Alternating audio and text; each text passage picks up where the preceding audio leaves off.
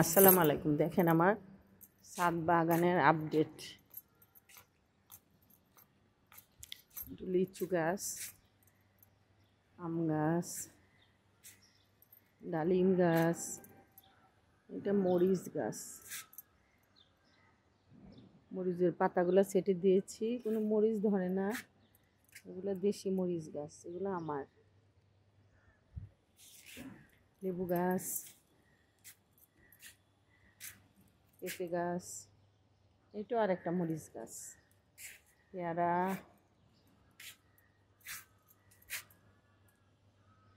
লেবু গাছ, এটা আমার জালি গাছ। মাশাল্লাহ মাশাল্লাহ মাশাল্লাহ, আমি মাচা দিয়েছি আমার জালি। দেখেন,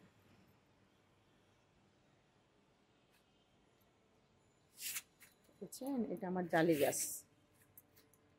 দেখেন,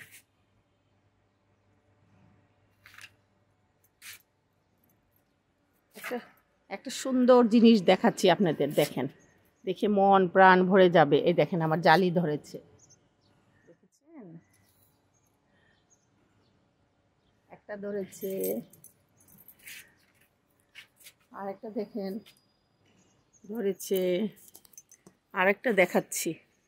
এই যে আরেকটা ধরে, দেখেন, এই যে এটা আমার জালি গাছ, দেখেছেন?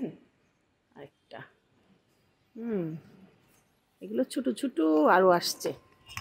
মাশাল্লাহ মাশাল্লাহ, এগুলো হলো আমি লাগিয়েছি, ঢেকে রাখি এটা।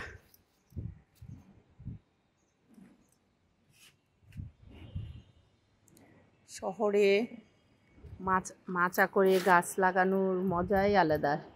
ছাদ বাগানে মাশাল্লাহ, আল্লাহর কাছে কোটি কোটি শুকরিয়া যে আমি বাগানে, ছাদ বাগানে গাছ লাগিয়েছি, তার ফল এসেছে। এটা লেবু গাছ, এটা ফুল গাছ,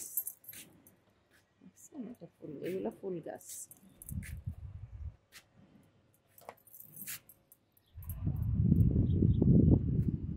দেখেন কি সুন্দর হলুদ ফুল, লাল ফুল, এগুলো পেয়ারা গাছ।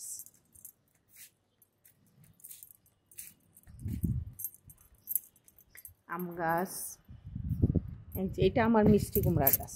দেখেন, মিষ্টি কুমড়া এভাবেই দিয়েছি।